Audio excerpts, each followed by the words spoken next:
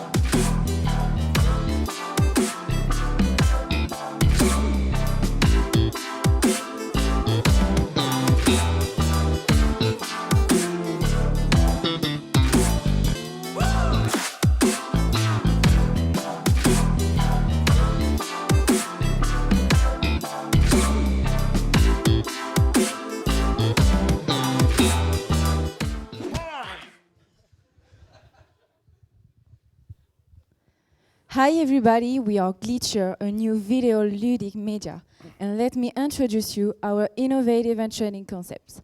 Yes, I'm telling innovative, because we are the only ones on the market to offer this kind of communication, which mixes contactless technology and gamification. Thanks to us, you will stop again in front of an ad. This is our concept video for companies first. In French, please. Les gens ne font plus attention à vos publicités? Intégrez donc notre système sur vos affiches. Gagnez ainsi en visibilité et en notoriété. Attirez une nouvelle clientèle, soyez plus proche de vos clients et créez ainsi une communauté autour de votre marque. De plus, vous pouvez suivre en temps réel le nombre de flashs sur votre campagne et ajouter votre marque aux avatars des utilisateurs. Pour une communication peu coûteuse, divertissante et interactive, adoptez Glitcher. But also for users. Marre de la publicité sans dimension? Trouvez nos QR codes intégrés dans les affiches, scannez-les avec notre application Glitcher et entrez dans une nouvelle dimension grâce à nos affiches. Trouvez des indices, accumulez des points, coopérez ou battez vos amis et gagnez des récompenses. Adoptez Glitcher. As you understand, our concept is based on the second dimension of advertising poster. In fact, as its name suggests, our concept come from the word glitch. But you're probably wondering, what is a glitch?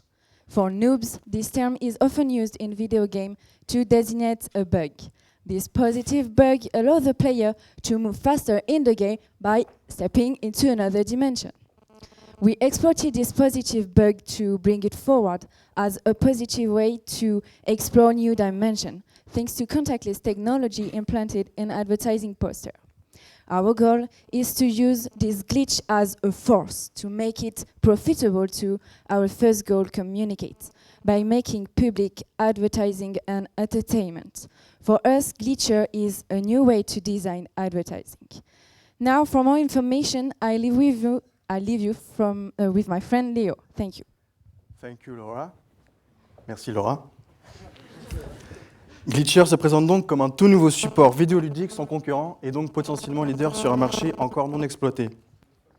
Les objectifs de ce support médiatique novateur sont de relancer l'intérêt pour l'affichage urbain. Vous savez, c'est sa fiche là dont tout le monde se fiche, c'est ce qu'elle veut dire. Que ce soit pour les entreprises de toute taille, de tout secteur et pour le public. Pour ce faire, Glitcher s'appuie sur l'utilisation des technologies sans contact telles que les QR codes, la NFC ou le BLIM. Notre idée consiste à rendre ce média accessible à tous en proposant des campagnes interactives, ludiques et amusantes grâce aux technologies que je viens de mentionner. L'originalité et l'aspect vidéoludique de notre concept résident dans la gamification que nous ajoutons à nos campagnes. En effet, les codes implantés dans nos affiches permettront d'accéder à une chasse au trésor entre celles-ci. La ville devient ainsi un véritable terrain de jeu pour les mobinautes équipés de leur smartphone et de l'application Glitcher. Mais notre objectif principal est de mettre à l'honneur les petites et moyennes entreprises, afin de leur donner accès à ce coûteux média. Pour ce faire, nous proposons un système de mutualisation des campagnes. Nous créons les affiches de A à Z pour ces entreprises et nous les gamifions. Ainsi, nous offrons à plusieurs marques la possibilité de se réunir pour partager les investissements publicitaires. Pour inciter ces entreprises à rejoindre la dimension Glitcher, nous nous appuyons sur deux arguments de poids. En effet, Glitcher, c'est la possibilité d'atteindre un potentiel de 24 100 000 mobinautes à travers la France. De plus, grâce à notre application, les entreprises pourront connaître en temps réel le nombre de glitches effectués sur leurs affiches ainsi que le profil des utilisateurs. À plus long terme, et lorsque Glitcher aura développé une certaine notoriété et une mécanique de production, nous développerons notre concept pour les plus grandes marques. Pour cette cible, Glitcher s'engage à incorporer directement les technologies sans contact directement sur les affiches déjà existantes. Cela offre la possibilité pour ces entreprises d'obtenir une mesure efficace du très important retour sur investissement.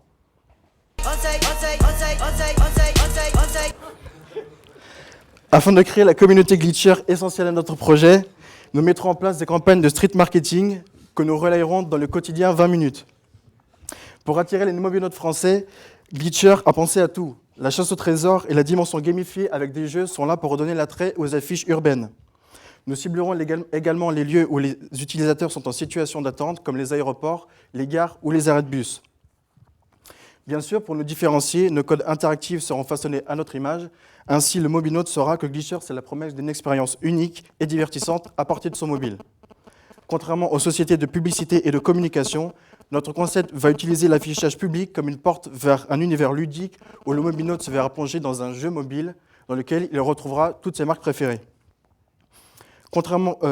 Ce jeu est une véritable méthode de communication que nous proposons aux entreprises souhaitant ajouter une véritable plus-value.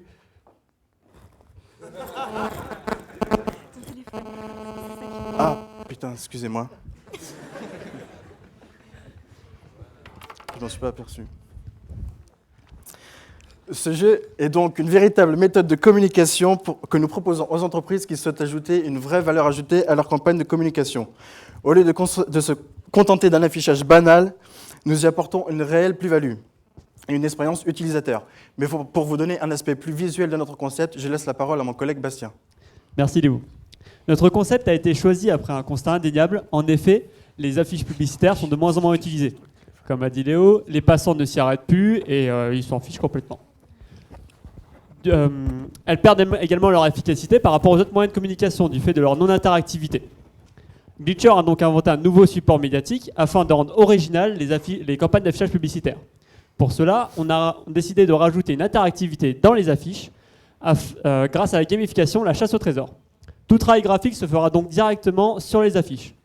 Par exemple ici, une campagne de PME avec un cinéma, un cirque et un zoo. Nous allons commencer par créer les affiches de A à Z. Nous allons ensuite ajouter les technologies sans contact, puis les marques faisant partie de la campagne, et enfin la deuxième dimension, qui sera visible directement sur le smartphone des utilisateurs et qui fera le lien entre les différentes affiches. Pour le cas des grandes marques, nous allons juste récupérer les affiches et ajouter les technologies sans contact, donc avec QR code, NFC ou BIM, puis la deuxième dimension, que l'utilisateur verra sur son smartphone. Sur chaque affiche se trouvera notre logo, que ce soit dans le QR code ou directement implanté dans l'affiche. Notre charte graphique a été fait sur 3 couleurs. Le bleu pour la fraîcheur et la loyauté, le orange pour l'optimisme, la créativité et la communication, et enfin le beige pour le confort visuel, une stabilité et notre élégance. Notre logo est un G sous forme d'origami, qui est la référence au Japon, qui est l'origine des technologies en contact, donc des QR codes, et en même temps de la base de la communication, le papier. Je vais laisser mon collègue Antoine continuer sur la partie web et gamification. Merci Bastien. Alors, je vais maintenant vous présenter l'ensemble de nos productions web. Donc on va commencer avec notre site équipe. Donc comme vous pouvez le voir, on arrive sur une page d'accueil avec notre équipe au complet ainsi que notre slogan. On retrouve un menu hamburger qui va nous permettre de naviguer sur l'ensemble du site. Donc tout de suite après, on retrouve la vidéo présentation que vous avez pu voir au début de notre soutenance, suivi du principe de la seconde affiche avec l'affiche cachée et différents mock-ups de notre application qui vont permettre d'inciter l'internaute à visiter notre site projet. Pour finir, nous verrons en détail l'ensemble de nos pôles qui composent notre équipe. Une fois comblé, l'utilisateur aura la possibilité de se retrouver sur le site projet. Ce site projet, comme vous pouvez le voir, est très beau puisqu'il est bleu avec marqué CRI. Donc on retrouve notre site projet avec différents mock-ups, suivi de la possibilité de télécharger notre application ou de la tester directement en live avec la vidéo que vous avez vue précédemment. On retrouve les différentes promesses faites aux utilisateurs, ainsi que les offres tarifaires pour les professionnels qui souhaiteraient souscrire à notre concept. Il y a aussi la possibilité de nous contacter via un formulaire et les différents réseaux sociaux. La troisième production est un back-office qui a été pensé pour les professionnels qui souhaiteraient avoir un feedback sur leur investissement. Donc une fois connecté, le professionnel aura accès à un dashboard qui va lui donner l'ensemble des informations. Très beau dashboard d'ailleurs. Hein. Il est beau, il est épuré, il est simple. C'est bien pensé.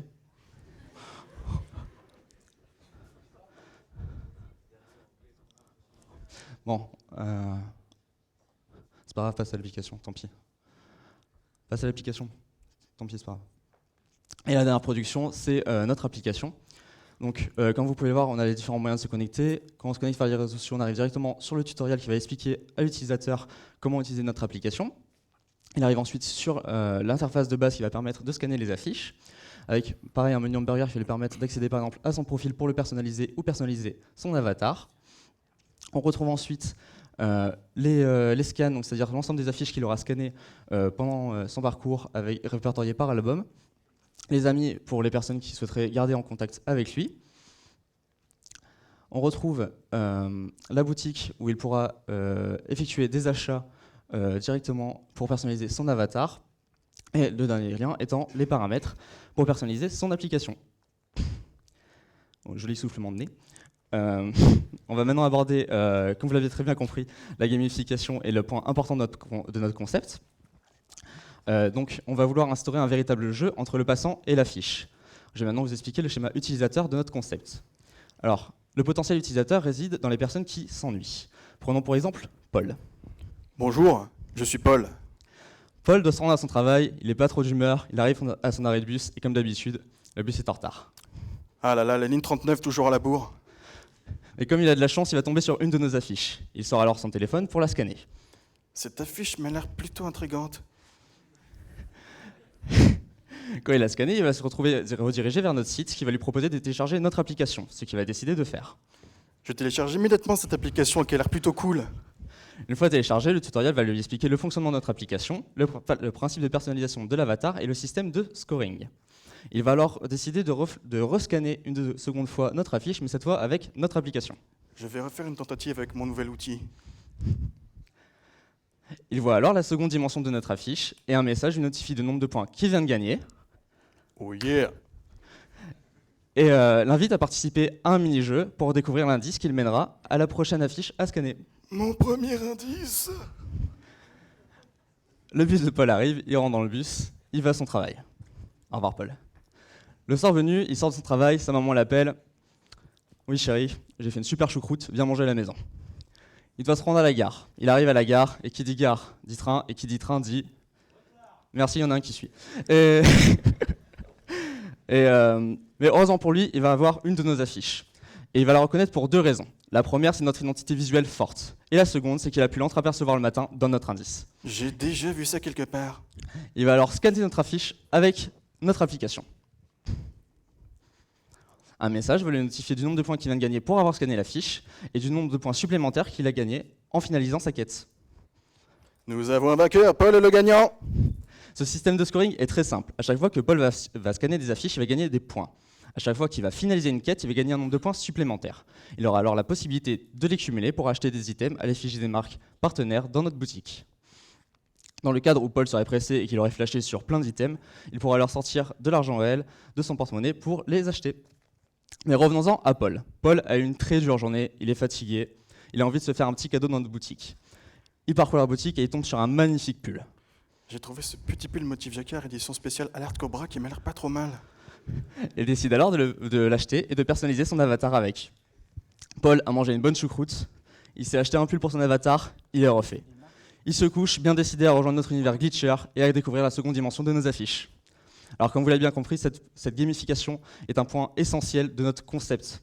Il va permettre d'attirer les clients et de créer une véritable expérience utilisateur, puisqu'en flashant nos affiches, ils vont être invités à jouer avec leurs amis et à jouer aussi avec leurs avatars. Je vais maintenant laisser place à mon ami David qui va vous expliquer l'aspect économique de notre projet. Merci Antoine. Tout d'abord, je vais vous expliquer comment nous comptons nous organiser pour créer nos campagnes. Nous avons 3 phases. La phase de production, qui consiste donc à nous réunir avec l'équipe pour pouvoir décider des jeux que nous allons présenter aux utilisateurs, ainsi que des liens et des indices qui feront notre chasse au trésor. La deuxième phase consistera à notre phase de conception, où nos infographistes et nos motion designers vont mettre tout leur talent artistique pour créer les affiches, et aussi que notre développeur web qui va développer les jeux qui seront présentés à nos utilisateurs. Et nous terminerons bien sûr par une phase de feedback client. Lorsque nous développerons donc plus de campagnes, nous mettrons en place un mécanisme de production efficace. C'est-à-dire que nous pourrons réutiliser les jeux et les méthodes de mutualisation des campagnes que nous aurons présentées auparavant. Ainsi, nous pourrons créer des économies d'échelle. C'est-à-dire que nous aurons la capacité de créer des campagnes à moins de temps et surtout à moindre coût. Mais je vais maintenant vous expliquer le modèle économique que nous allons proposer aux PME. Nous allons leur proposer un prix fixe que nous allons évaluer selon le temps nécessaire pour créer la campagne et surtout selon la masse salariale utilisée.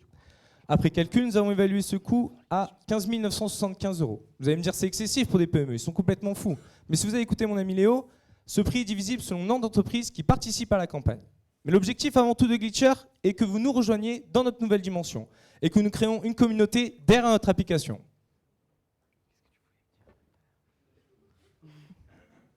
Benji Benji nous a pas suivis. Créer une communauté derrière notre application. Pour cela, Glitcher a défini un budget prévisionnel par an de 60 000 €, afin donc d'inciter les utilisateurs à visiter notre site et surtout utiliser notre application plutôt qu'une autre. Nous avons donc évalué le nombre d'utilisateurs que nous aurons sur les 5 ans.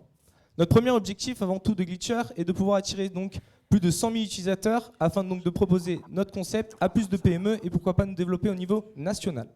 Ainsi, nous pourrons augmenter notre portefeuille client et donc pourquoi pas atteindre notre objectif capital qui est d'1 million d'utilisateurs. Ce serait pour nous un objectif fort et un objectif important pour nous pour que les grandes entreprises puissent adhérer à notre concept et à notre support médiatique. Si nous arrivons donc à inciter les entreprises à utiliser donc notre projet, nous allons changer de modèle économique. Nous aurons atteint une certaine notoriété et une certaine expérience qui nous permettront donc de valoriser les flashs que feront nos utilisateurs. Le temps de conception étant moins important que les PME, nous réduirons le prix fixe à 5 325 € et nous mettrons en place donc un coût par flash à 3 centimes par flash. Et nous avons donc évalué l'évolution de notre cash-out et l'évolution de notre cash-in durant les 5 ans. Comme vous pouvez voir, notre cash-out augmente chaque année car nous allons devoir intégrer de nouveaux membres dans notre équipe pour pouvoir donc créer plus de campagnes et générer donc être plus efficace. Notre cash-in se décompose de deux façons, comme je vous l'ai expliqué, avec les campagnes que nous allons faire, mais aussi grâce à notre application qui va générer une source de bénéfices très importante, grâce à la vente d'espaces publicitaires, c'est-à-dire la publicité mobile, mais aussi grâce à l'achat de Premium Goods que feront nos utilisateurs pour personnaliser leur avatar, comme vous a expliqué Antoine. Ainsi, notre cash flow se présente de la façon suivante. Nous avons calculé donc le cash flow par mois durant les 5 ans. Pour que nous puissions créer donc notre application et nos 2 sites web, nous avons besoin d'une première levée de fonds de 200 000 €, ainsi qu'une deuxième levée de fonds de 150 000 € afin donc de pouvoir la commercialiser et surtout continuer à la promouvoir. Nous sommes donc demandé si nous étions rentables et si nous pourrions rembourser ces investisseurs. Nous avons donc calculé notre point mort avec donc le cumul de notre cash out et le cumul de chiffre d'affaires, notre cumul de chiffre d'affaires atteindra donc les 6 millions à la fin de 5 ans. Nous aurons donc un cumul de cash flow de 4 millions à la fin de 5 ans. Nous pourrons donc rembourser nos investisseurs à partir du 31e mois. Donc nous pourrons donc les rembourser 2 fois notre emprunt après 2 ans de commercialisation. Maintenant, je vais laisser la place à notre amie Laura qui va vous expliquer la partie managériale. Merci David. Donc passons à la partie managériale du projet. Afin que celui-ci soit mené à terme, nous avons établi un diagramme de Gantt. Bien sûr, on ne va pas vous le présenter là parce que vous savez la tête que ça a et je préfère vous l'épargner. Mais voici en tout cas les phases clés de notre projet. Nous sommes passés, comme l'a dit auparavant mes collègues, par la phase de pré-production qui nous a permis de définir concrètement notre concept, ainsi que bien sûr la phase de veille qui est très importante. Nous passons après à la phase de production dans laquelle nous avons architecturé le projet et défini les fonctionnalités à développer. Ensuite, la phase de conception dans laquelle nous avons conçu toutes ces réalisations. Et enfin, la phase finale qui a eu pour but de tester ces réalisations et de vous les présenter aujourd'hui. Du coup, en plus des livrables, à savoir le dossier de pré-production, de production et de conception, voici ce que nous vous délivrons aujourd'hui et maintenant. Donc, dans la partie web, nous vous délivrons un site dédié à notre équipe. Ensuite, un site dédié à notre application qui va servir surtout aux professionnels afin d'avoir un suivi sur les divers services qu'ils prennent chez nous. Ensuite, une démonstration de notre application, comme vous avez pu le voir auparavant. Et c'est tout pour la partie web. Ensuite, pour la partie graphisme, nous vous délivrons 8 exemplaires d'affiches publicitaires qui comprend autant les PME que les grandes entreprises. Nous avons également du coup les templates des sites ainsi que les designs des motions que vous avez pu voir. En ce qui concerne la partie marketing et communication, nous vous délivrons une stratégie com et marketing et bien sûr un business plan. Passons à présent à la présentation des dispositifs numériques que nous avons mis en place afin d'organiser et de communiquer au sein de notre projet. Comme vous pouvez le voir, Facebook est au centre de cette communication et nous ne vous voilons pas la face, on l'utilise tous les jours. Et même si ce n'était pas le cas pour certains de notre équipe, il a bien fallu s'y faire parce qu'on l'utilisait souvent. Voilà. Aussi bien que les plannings hebdomadaires qui étaient mis en place afin que chaque membre de l'équipe puisse s'acquitter de sa tâche ou ses tâches par semaine. Nous avons également utilisé les outils que Google met à disposition tels que le Drive ou Google Doc, ainsi que des réunions en présentiel et par Skype. Pour ce projet, nous avons, comme vous pouvez le voir, à peu près le même nombre d'heures. Bien sûr, nos tâches ne se faisaient pas simultanément. Nous comptabilisons à peu près 2500 heures pour ce projet. Voilà. En ce qui concerne le bilan de cette expérience Réaco, nous avons tous eu le même ressenti à la fin qui était enfin fini.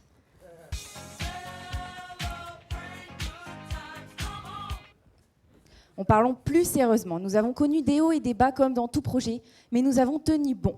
Et comme vous pouvez le constater sur cette courbe représentant l'évolution de notre motivation en fonction de notre charge de travail, ce fut un début très laborieux, mais nous sommes fiers d'être arrivés jusqu'ici et de vous présenter avec beaucoup de motivation notre projet Glitcher.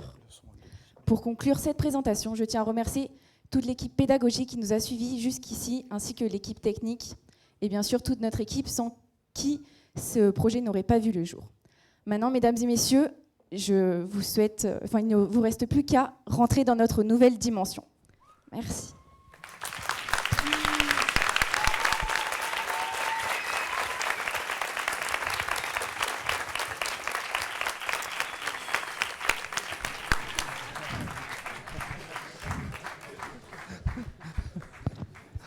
Merci pour votre présentation. 20 minutes pile poil, donc c'est bien. Alors juste pendant les questions, juste que vous restez pas sur une chose non présentée, tout ça, si Benjamin il peut pendant les questions aller afficher le dashboard, comme ça au moins ça montre, ouais. Voilà, merci. Comme ça vous le montrez. Et je vais passer la parole, donc comme tout à l'heure à mes collègues. On commence par Franck. Franck. Comme ça on commence de l'autre côté. Ouais. Merci Samy, mais la prochaine fois on commencera par, parce que ça donne un peu le ton. Alors je vais être bref, parce que nous sommes nombreux. Moi, alors je vais le dire, j'ai apprécié votre présentation, j'ai apprécié aussi votre concept. C'est-à-dire dans la présentation, il y a eu du dynamisme, il y a eu aussi de l'humour. Hein, l'humour, c'est important, on en voit... Voilà, on en a parlé ces derniers temps dans l'actualité.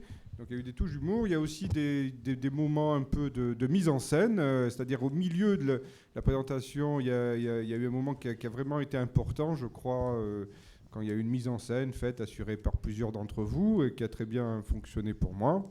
Donc la présentation, vraiment, pour moi, est de qualité, c'est-à-dire qu'elle nous a permis à bien comprendre ce que vous proposez. Alors maintenant, venons-en à ce que vous avez proposé. Alors, petite remarque, quand vous dites qu'on ne regarde plus les affiches, je ne suis pas si sûr, hein, sincèrement. Passant beaucoup de temps dans les métros, etc., moi, je sais que je regarde les affiches, comme tout le monde. Après, le temps passé devant une affiche, quand on passe devant une affiche, on trace en général, hein, on marche assez vite. Mais il arrive, c'est vrai que au bus, hein, devant la gare de Lyon, dans d'autres gares, il y a par exemple des abribus sur lesquels il y a des concepts qui sont développés autour des livres, etc. Donc, bon, voilà, il ne faut pas non plus il faut être un peu plus nuancé par rapport à l'affiche qui tient encore son rôle important, hein, dans les stations RER, dans le métro, dans le bus, enfin ici, dans les gares. Par contre, il est vrai que ça m'a fait... Je me suis dit qu'en regardant et cette présentation et celle de tout à l'heure, c'est vrai qu'il y a une sorte d'idée d'investir les surfaces, le toit, les affiches, donc des sortes de surfaces augmentées que vous proposez avec des services. Et ça, je trouve, je sais pas, il me semble que c'est assez pertinent. Donc, ma question est assez simple. Comment vous est venue cette idée très rapidement, quoi. Voilà, merci.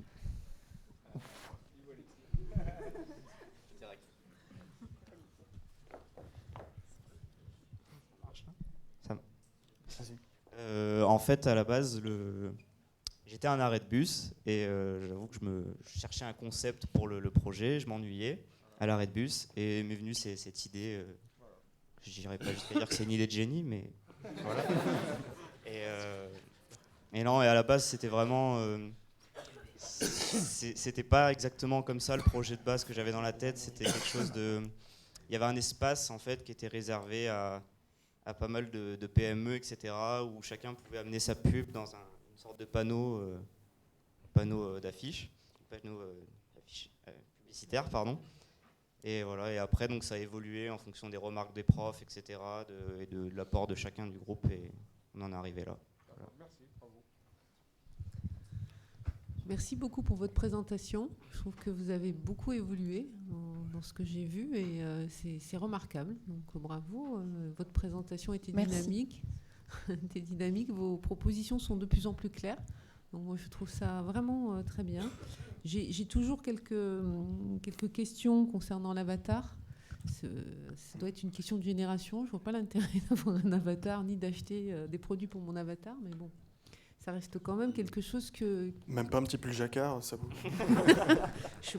Plus jacquard, c'est pas... Donc je me pose toujours la question de l'intérêt de l'avatar. Voilà, il faudrait un petit peu expliquer en quoi c'est si important que ça de gagner des points pour un avatar. Ça fait un peu poupée Barbie, mais autre, quoi, si on peut dire.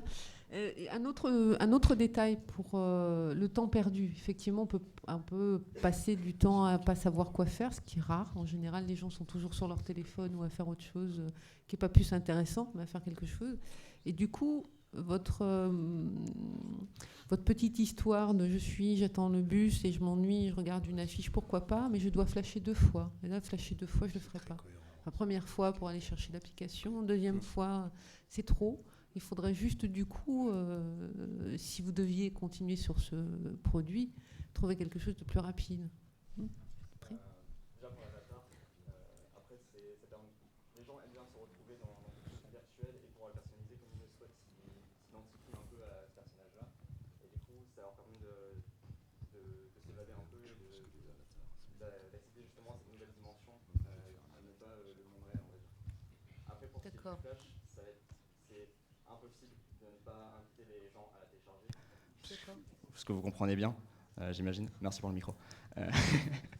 Parce qu'au moment où on flash, il faut bien inviter les personnes à la télécharger. Donc, alors peut-être qu'il y aurait une autre solution qui serait téléchargée avant. Bon, on s'en fiche. Ouais, voilà. Après, avec nos campagnes, etc., ils seront amenés à la télécharger avant de scanner, etc.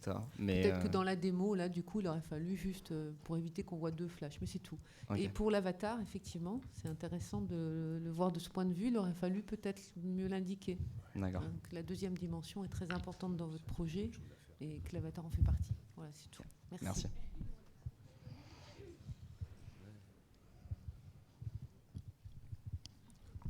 Oui, juste, je vais faire très très court. La question de l'avatar, je pense, elle est une question qui n'est pas simple, qui est à régler, parce qu'à un moment donné, vous avez parlé de quête pour l'utilisateur, mais au final, c'est quoi la quête?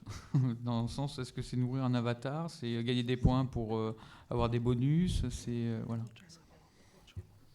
Parce que je porte pas de jacquard. Ouais, tu réponds? La quête, elle se situe au niveau de la chasse au trésor, en fait, si vous voulez, entre les affiches. Et les utilisateurs, ils vont flasher les affiches, gagner des points par affiche. Et en complétant, si vous voulez, une campagne mutualisée ou une campagne de grande marque, ils vont à la fois gagner des points pour justement personnaliser leur avatar, mais dans un second temps, ils vont aussi gagner des cadeaux qu'on aura, enfin, si vous voulez, par des partenariats avec les marques. Et c'est ça qui constitue la quête. En fait, si vous voulez, la mise en place de ces quêtes, ça va permettre d'inciter l'utilisateur à justement rescanner nos affiches et qu'ils aient un but. L'idée de la quête, c'est Ouais. juste j'avais pas entendu la dimension gagner des points pour faire autre chose que D'accord. habiller son avatar. Et que par rapport à ma génération, comme dirait Catherine, l'histoire de l'avatar, bon, voilà, ne m'est pas appétante, tout simplement. Merci. Alors moi, ça va être très rapide aussi. Donc bravo pour avoir pris en considération tous les éléments qui avaient été évoqués à la précédente présentation, notamment le phasage du projet. On mutualise pour de la PME, on pénètre le marché de cette façon-là, et puis après on propose des services aux grands groupes, en tout cas aux marques, avec quelques questions quand même qui tournent autour de la tarification. C'était assez étonnant. La tarification me semblait un peu basse, en tout cas pour appréhender la vraie valeur ajoutée que vous pouvez apporter. Ça m'a semblé un peu étonnant, mais bon, bref, c'est pas très grave. Et il manquait un petit peu, en tout cas pour moi aussi, c'est dommage, vous y êtes passé rapidement, le modèle économique, la tarification. Enfin, ça me semble intéressant en fait qu'on ait effectivement des éléments un peu plus concrets et un peu plus de matière là-dessus. Et encore une fois, mais je pense que ça va être un peu général, la prise en compte dans le plan de financement d'éléments extérieurs hors Business Angels. Fait, comment on peut articuler un financement d'entreprise et de projets en dehors du fonds propre ou de l'apport en capital. Ce qui me ramène à, pour le coup, la question, mais je pense qu'elle avait été posée à la dernière présentation, j'en ai qu'une. C'était pourquoi ce phasage-là de levée de fonds si proche, sur des montants quasi équivalents, je crois 250 et 150. Pourquoi pas partir sur une... Je ne sais plus exactement, parce que la lecture est difficile, mais c'est quelques mois simplement d'écart. Pourquoi pas partir sur une levée de fonds de 400 ou 500 000 euros tout de suite? C'était parce que nous a plutôt conseillé de faire en deux levées de fonds. En fait, oui, la première levée de fonds nous sert surtout pour la création de l'application.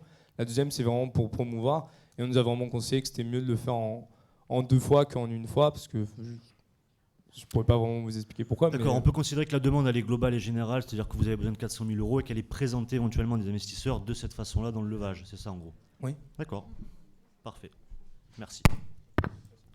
Juste une remarque. Sur le phasage du financement, c'est vrai que c'est très rapproché quand même. Alors ça ne finance pas la même chose, parce je pense que ce qu'ils ont traduit, en fait, c'est une demande. Il y a un besoin de financement qui est lié à la techno et un besoin de financement qui est lié au développement commercial. Donc c'est deux stratégies différentes. Après, moi, à part ça, quel chemin parcouru? C'est vraiment... je suis très très satisfait du travail que vous avez fait. Super mise en scène aussi. C'était vivant, c'était vraiment très agréable à regarder. Ouais, c'était incarné. Moi, il y a juste un petit point... Je suis pas le truc des avatars avec le pull jacquard, c'est pas bonnard, pour faire de la rime jusqu'au bout. Je pense qu'il manque, en fait, dans l'appli, il manque l'aspect cadeau, l'aspect rewards, en fait, et l'aspect aussi compétitif, tout le ranking. Donc ça, c'est des choses que vous devez valoriser beaucoup plus dans le projet, parce que c'est, en fait, quand vous le vendez, quand vous en parlez comme ça. Et après, effectivement, j'ai une petite frustration sur la tarification et le bénéfice client pour les PME. Parce qu'on aurait eu besoin d'éléments de comparaison par rapport à des campagnes traditionnelles. Ça aurait été sympa de voir ce que vous proposiez comme avantage client. Voilà. Déjà bravo pour j'ai beaucoup apprécié le côté humoristique de votre présentation. Enfin, juste un aspect, ça peut être à double tranchant l'humour. J'ai bien aimé tout le play-off que vous avez fait autour de ça, à part une slide où vous présentez de l'argent, l'oseille, vous appelez ça comme ça, je crois, l'oseille va retomber. En tant qu'investisseur, ce qui m'intéresse moi, c'est évidemment, c'est pas perdre d'argent, mais je veux voir si l'entreprise va vivre. Donc ce qui m'intéresse, c'est la pérennité dans le temps. Donc je regarde les hommes qui sont en face de moi, est-ce qu'ils peuvent faire vivre? Donc ça vient aussi donc j'aimerais voir, avant de prendre une décision, si j'ai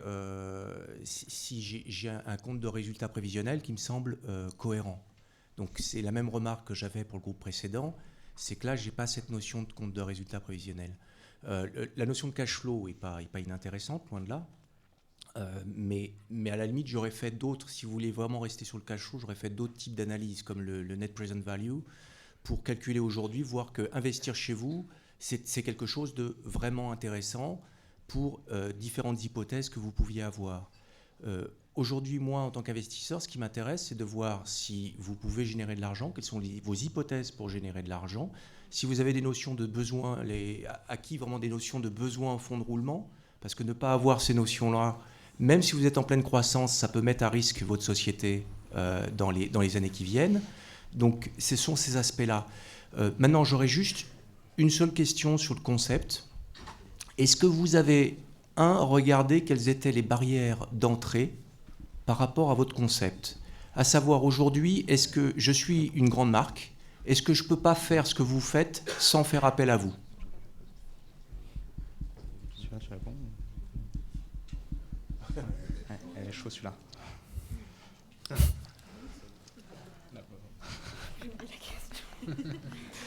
Quelles sont les barrières d'entrée de votre idée? Est-ce que demain, je suis une grande marque, je sais pas, je suis Ralph Lauren, je désire faire exactement la même chose, mais que pour ma marque, et que pour les affiches que je peux mettre dans Paris et autres avec la marque Ralph Lauren, et faire la même chose avec un avatar, voilà, je fais mon petit parcours, il y a des jeux, je peux gagner des points et avoir des réducs après.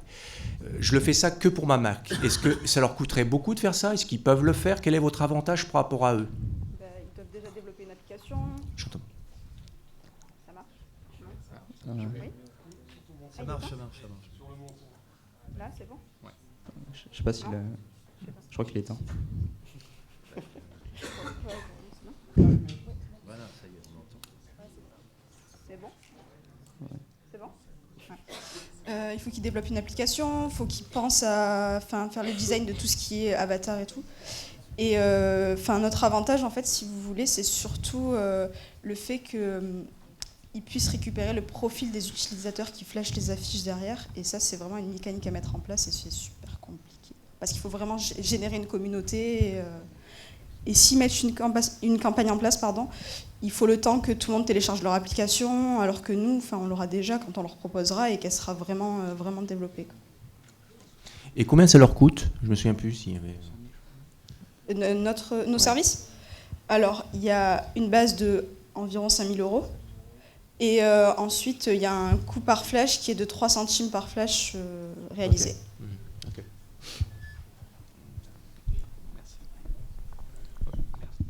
Donc moi je tenais à vous dire encore bravo, parce que quand on s'est vu en novembre, c'était un peu la période où il y avait le doute. Vous avez compris votre concept, vous l'avez expliqué parfaitement.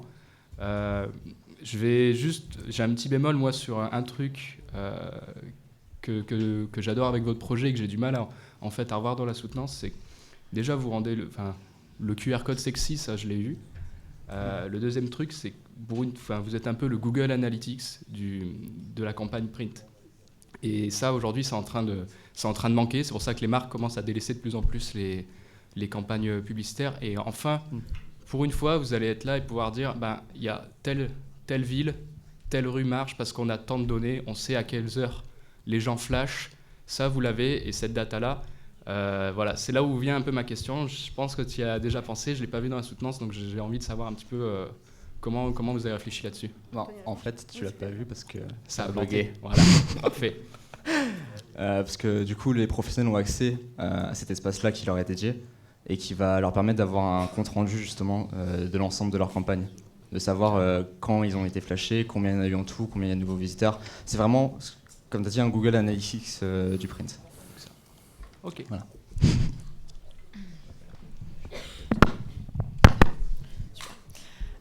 Alors moi je vais en remettre une couche parce que je sais qu'en fin de soutenance ça fait toujours plaisir, mais bravo pour la présentation, vraiment un bon équilibre entre l'humour et le côté sérieux.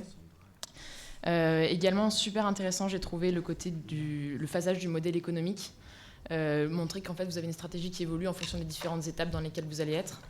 C'est une réflexion que, c'est vrai, pour l'avoir vécu, on ne voit pas souvent dans des projets réaco, mais apparemment vous avez conseillé de travailler là-dessus. Et une question, j'ai vu sur le site internet à un moment différentes bases de pricing qui allaient de, je sais plus, c'était 25, 75... Oui, vas-y, dis-moi. En fait, c'est juste que le site a eu un problème parce qu'il était en cache et qu'il n'a pas été rechargé parce qu'on l'a changé hier soir. Okay. Et on n'a pas vu ce petit détail. Mais sinon, ça a été remis. Je ne sais pas si tu peux le remettre, du coup. Recharger le site projet.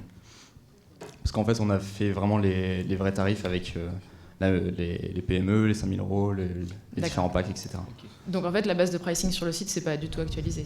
Pas... Non, c'est en fait comme on avait mis ça en attendant et on n'a pas eu ce petit détail. Si tu peux descendre. D'accord. Voilà. Ok. Ah oui, c'est mieux. Oui, effectivement. Oui, c'est un peu plus, ça correspond un peu plus au projet. Ok, bah alors impeccable. Voilà.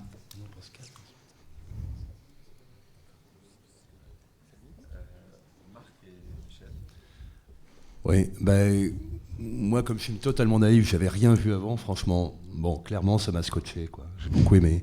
Beaucoup aimé parce qu'en plus, vous partez d'un concept. C'est vrai qu'en analyse critique des médias, on n'a pas parlé de l'affiche. Et l'idée de revitaliser l'affiche, d'en faire un support interactif, dynamique, oui, une affiche augmentée, quoi. Je trouve que vous partez avec un concept très fort, et donc, du coup, on voit. Alors, justement, j'aurais bien aimé que vous passiez au moins 2 petites minutes dessus, un peu plus, au départ. Vous nous disiez, voilà, nous racontiez un petit peu l'affiche et qu'est-ce que vous vouliez faire avec. L'histoire que tu racontes, elle est très intéressante. Donc voilà, ça aurait été bien, puisque vous aviez un concept comme celui-là, de lui donner toute sa place au départ. J'ai été un peu frustré là-dessus. Et puis, je dirais sur l'enrichissement de la prestation par l'humour, moi je trouve que dans le contexte, là, elle passe bien, elle donne du sens, quoi. Elle donne du sens, c'est ça qui est bien. Faites attention, il est évident que c'est pas déclinable forcément avec toutes les audiences, que ça peut passer parfois pour un peu d'autosatisfaction, hein, donc, mais je trouve que vous l'avez plutôt bien mesuré. Donc voilà, c'est ce que je veux dire. J'insiste sur ce qu'a dit avec Franck. Je pense que la critique que vous avez fait à l'affiche, c'est-à-dire l'affiche, ça ennuie, plus personne la regarde, ça c'est un ressenti qui vous est personnel. Je pense que toutes les études montrent que l'affiche, dans l'espace urbain, ça marche encore beaucoup. Donc faites attention, ne mélangez pas votre appréciation et votre ressenti personnel avec l'objectivation de ce qui est. L'affiche, c'est un support qui fonctionne encore. La preuve, c'est qu'on continue à le catégoriser comme un média à part entière. Donc là, je pense que c'est plus un ressenti qu'une véritable réalité traduite à travers les mesures d'impact, d'audience, etc. Mais ce travail que vous apportez, là, une réflexion sur un média, je trouve que c'est vraiment une démarche de fond qui est très intéressante. Merci. Bon, j'ai dit que j'allais pas parler, mais je peux pas m'empêcher. Donc, non, je tiens également à vous saluer comme mes collègues sur 3 points. Le premier, c'est la qualité de vos productions. Point de vue web, point de vue vidéo, donc tout ce que vous avez fait, point de vue infographie, également, même gestion de projet, donc c'est très bien.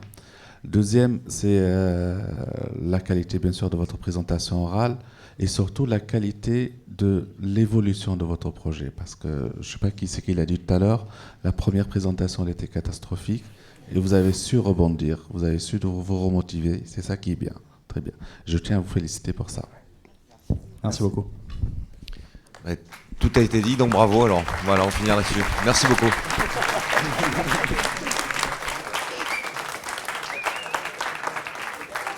Si, donc on va passer au groupe BIOP. D'accord.